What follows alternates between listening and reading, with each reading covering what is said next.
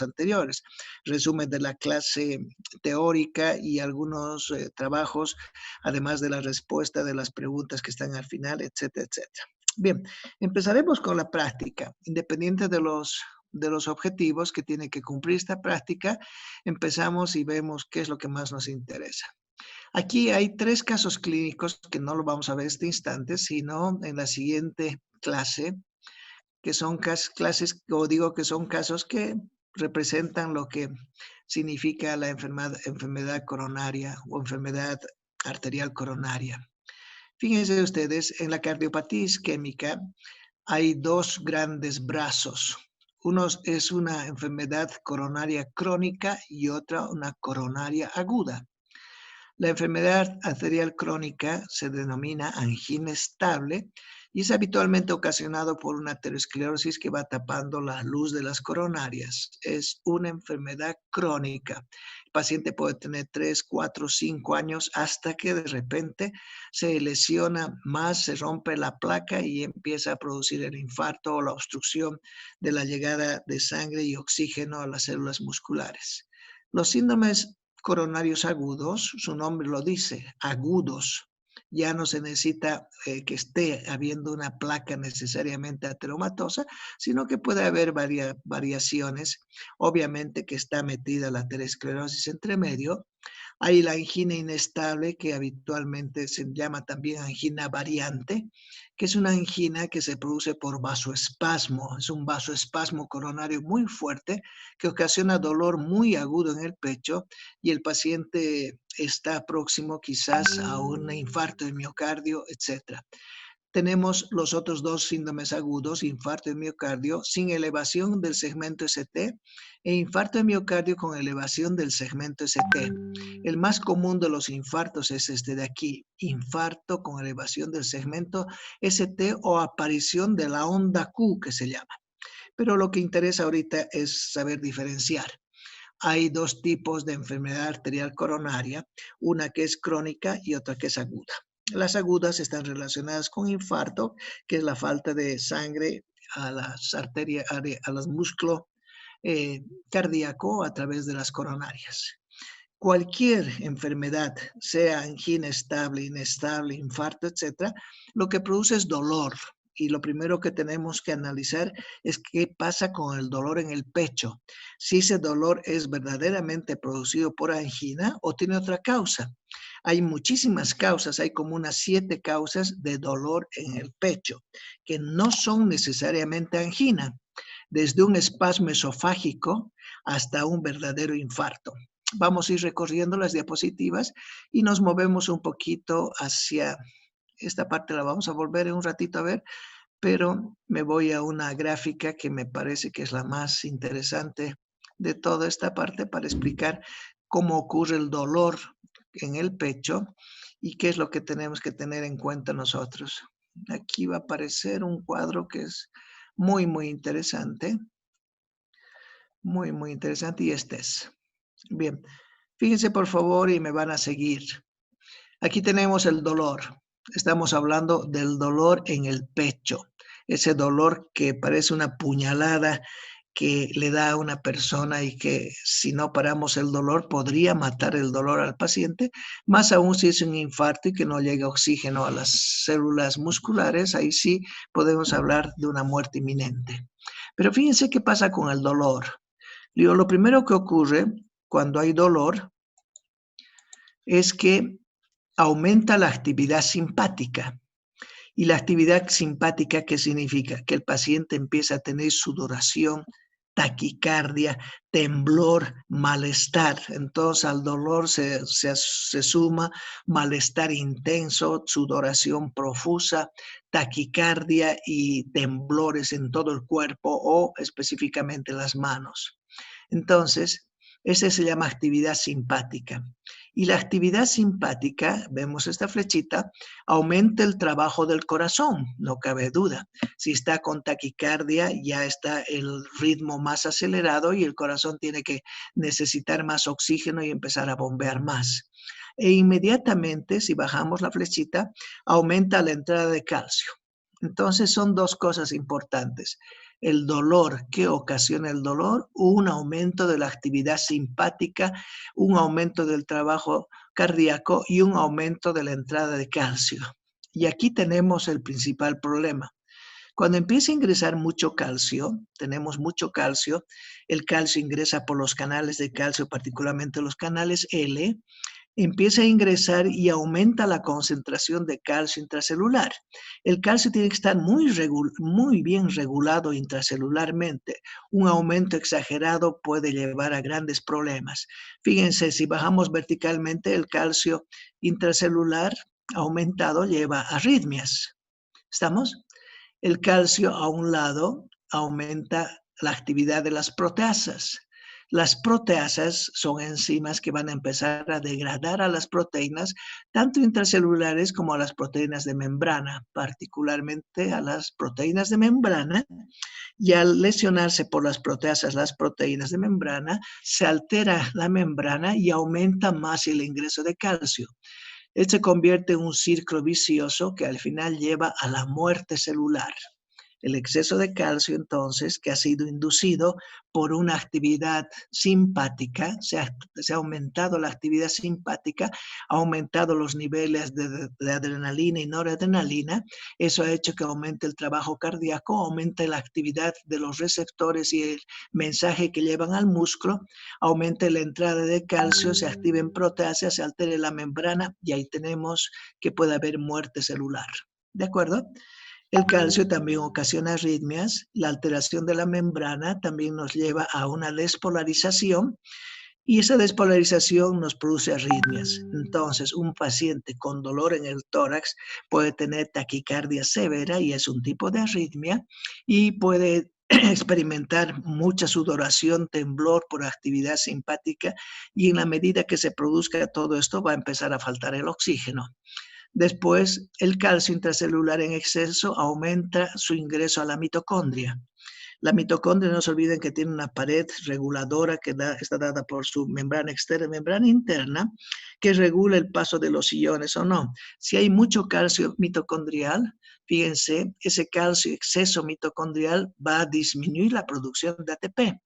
No se olviden que la mitocondria produce ATP en grandes cantidades y es nuestra fuente de energía. Si no hay ATP, posteriormente habrán alteraciones de la contracción, de la conducción nerviosa, etc. Ha disminuido la producción de ATP y eso lleva a este punto. Entonces, aquí tenemos una depresión del ATP.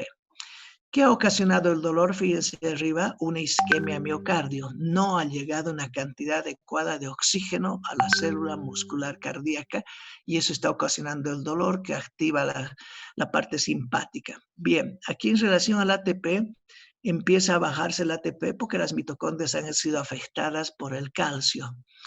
Al no haber ATP, se inhiben las bombas de sodio-potasio ATPasa. Si no hay ATP, no hay transporte activo. Al no funcionar las bombas de sodio-potasio, aumenta el sodio intracelular.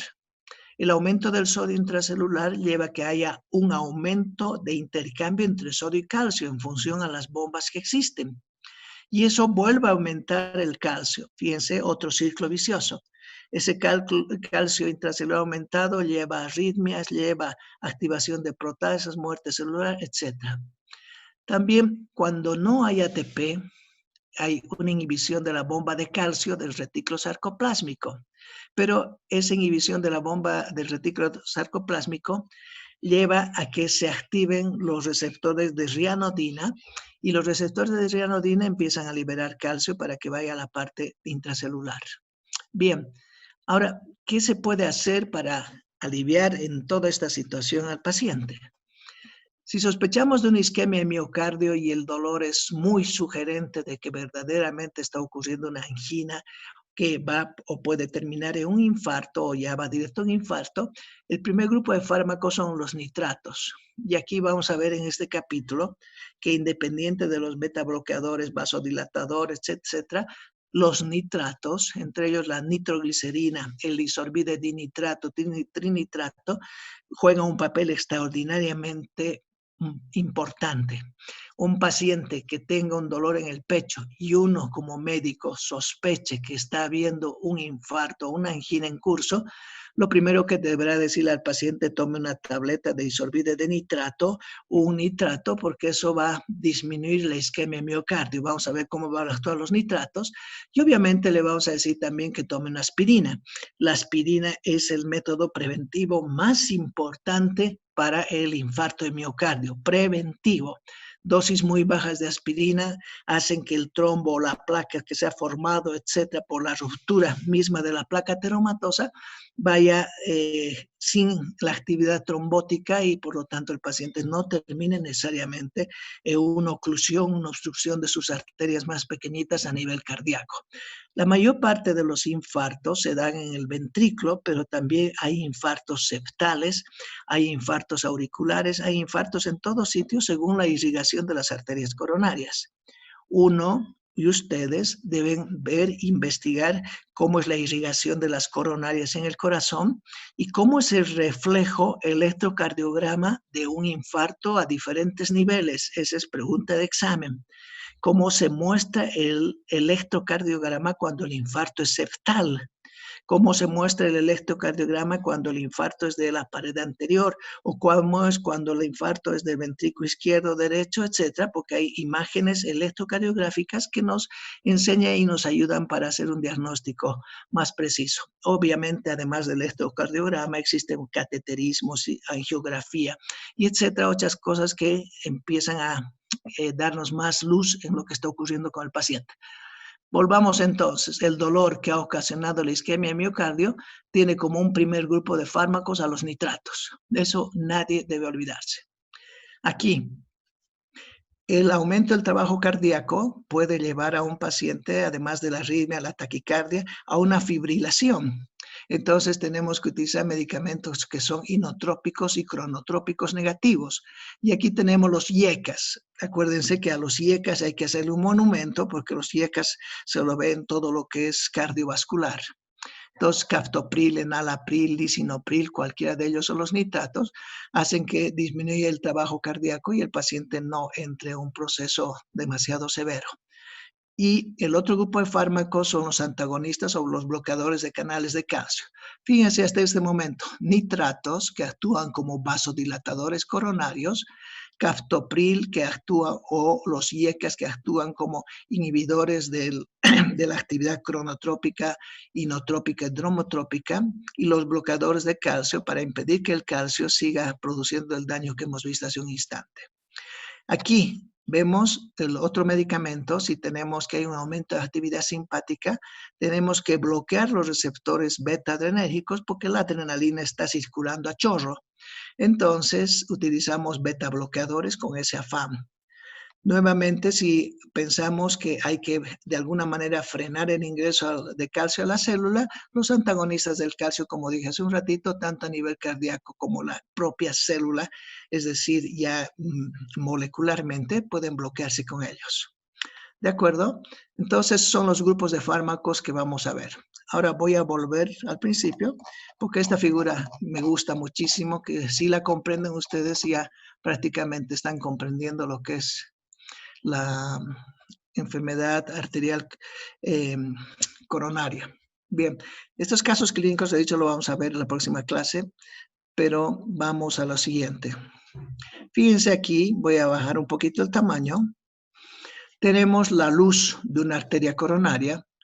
Aquí está todo, el endotelio está cumpliendo su rol, el músculo liso está perfecto y la sangre a través de la luz coronaria está circulando adecuadamente.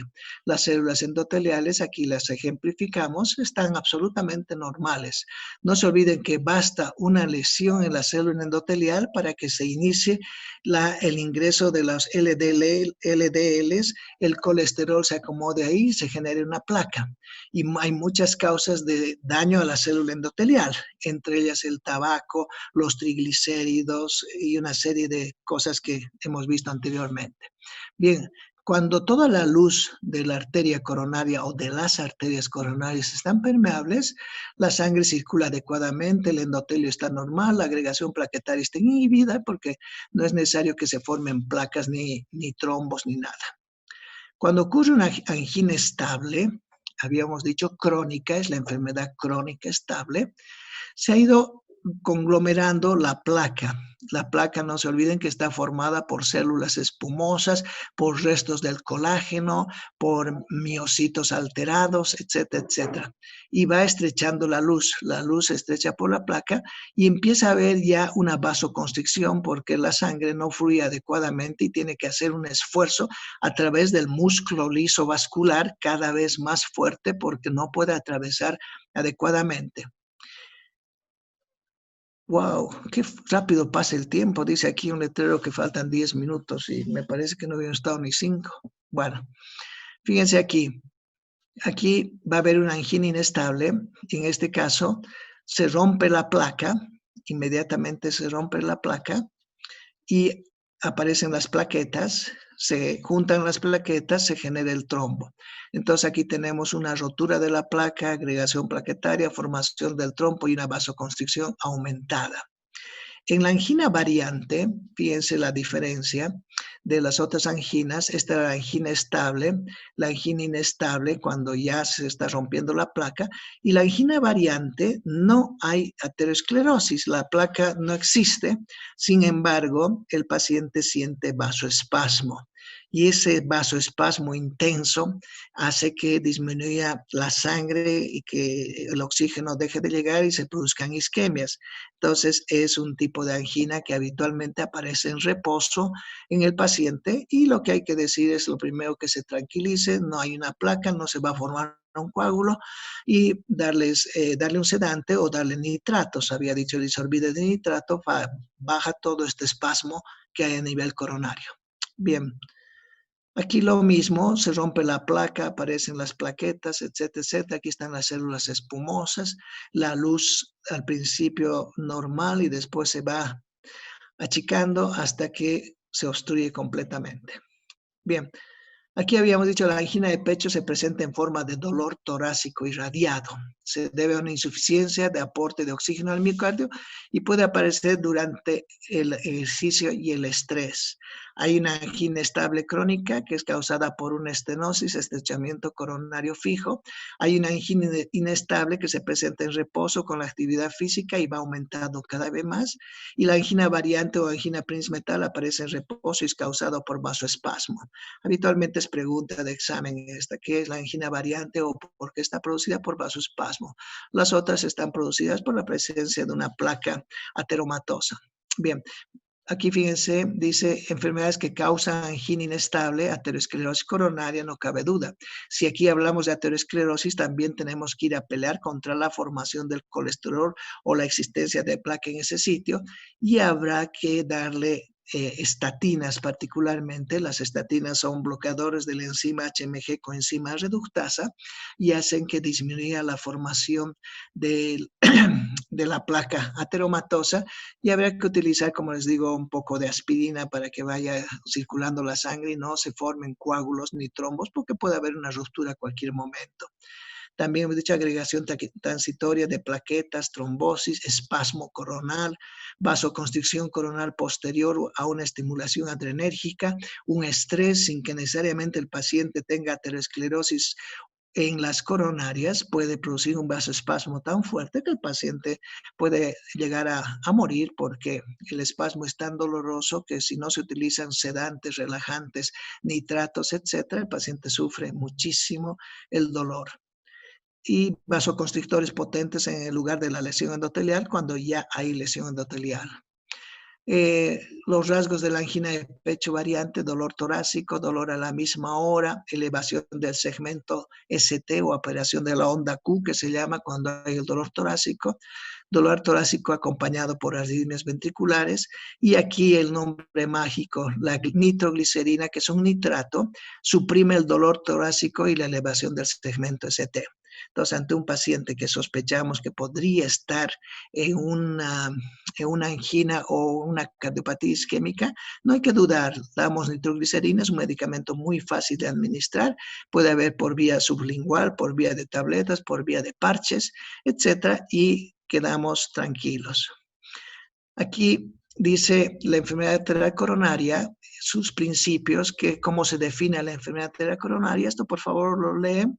No voy a leer este momento, ustedes lo leen, pero sí me interesa esta parte de la prevención.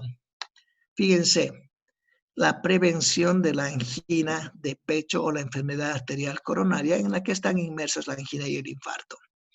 Se debe plantear la administración de ácido acetil salicílico, que es aspirina, en dosis bajas. La aspirina en nuestro medio viene de 350 miligramos. Y aquí fíjense cuánto se indica, 75 a 162. Estamos hablando de la cuarta parte de una tableta normal.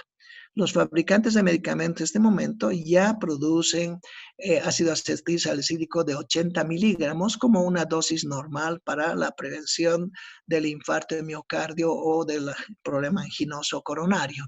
Entonces ya no es necesario partir en 4 la aspirina, pero si no se tuviera esa presentación, la aspirina común y corriente se divide en 4 partes y una cuarta parte toma el paciente cuando tiene riesgo alto de complicaciones cardiovasculares o la posibilidad de un 10% de riesgo de accidente cerebrovascular o infarto de miocardio en 10 años.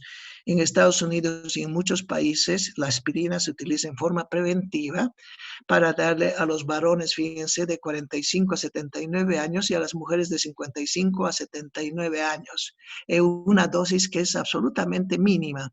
Muchas veces se le echa la culpa a la aspirina que puede producir hemorragia, es cierto, porque altera la posibilidad de la agregación plaquetaria y cualquier herida, algo puede producir un sangrado o puede inducir a úlceras en el estómago, úlceras gástricas, úlceras intestinales, etcétera, etcétera. Pero en estas dosis bajas, cuando se hace un estudio, hay un estudio que se llama SAVATS, que demuestra que la aspirina es una fantasía. Tienen que buscar, por favor, ustedes estudios en la red, en internet, que han demostrado que el uso preventivo de la aspirina disminuye la mortalidad y la morbilidad por angina e infarto. Ese es un trabajo que tienen que hacerlo como investigación todos, por favor, y ya no pasarme al WhatsApp, sino directamente a la plataforma de Classroom, porque se me ha llenado mucho el celular, entonces necesito variar un poquito y puedo ver después, cuando analizo toda la plataforma de Classroom, los trabajos de cada uno, los puedo leer y puedo calificarlos para que ustedes tengan una nota adecuada. Bien, estábamos en la prevención, en toda la administración de aspirina. Valorar el riesgo cardiovascular de forma regular desde los 20 años y repetida cada 5 años, sobre todo aquellos pacientes que tienen antecedentes familiares de que alguno de sus familiares ha muerto a muy temprana edad, a los 35 años, 40, ya deben empezarse a hacer estudios para disminuir el riesgo de una enfermedad arterial coronaria y obviamente habrá entre medio dietas, ejercicios y todo. El otro punto dice modificación de los factores de riesgo, no cabe duda. Los factores de riesgo en las enfermedades cardiovasculares son los mismos en todos. Hay que dejar el tabaco, que el paciente no fume. Hay que tratar la hipertensión, la diabetes, la obesidad y controlar los lípidos. Estas enfermedades generalmente van asociadas y es parte de la comorbilidad, como habíamos visto en hipertensión y las comorbilidades. Todos esos son factores de riesgo. Luego, el comienzo de tratamiento con estatinas puede limitar el riesgo de desarrollar una enfermedad activa coronaria o arterial coronaria y también la mortalidad por infarto de miocardio y cardíaca en pacientes seleccionados con una elevación de la PCR. Esto no significa la reacción de la polimerasa, para que no se confundan, sino es la enzima o la proteína que aparece en suero en los pacientes cuando están teniendo un proceso inflamatorio severo y más aún si estamos hablando a nivel cardíaco. Hoy por hoy se piden muchos exámenes para valorar cómo está la función vascular coronaria. No es solamente el electrocardiograma, no solamente la angiografía, sino son laboratorios y laboratorios incluyen inclusive valoración de la troponina, valoración de las plaquetas, de la PCR y varias cosas que vamos a ver más adelante. Bien, aquí las actuales recomendaciones sobre ejercicio indican un mínimo de 30 minutos de actividad física aerobia de intensidad moderada 5 veces a la semana. Les había dicho yo, con caminar 30 minutos al día, la persona está haciendo la actividad que requiere. El tratamiento hormonal sustitutivo no está indicado para prevención primaria o secundaria de enfermedad coronaria en mujeres posmenopáusicas. No se olviden que las mujeres posmenopáusicas, en cuanto a riesgo de sufrir enfermedades coronarias, están igual que los hombres. En cambio, en la época premenopáusica tiene un riesgo menor. ¿Por qué? Porque los estrógenos desvían al LDL y no hacen que la LDL, que es la lipoproteína transportadora de colesterol, se vaya a depositar en las arterias coronarias o periféricas, sino más bien se vaya al hígado. Aumenta los receptores de LDL hepáticos.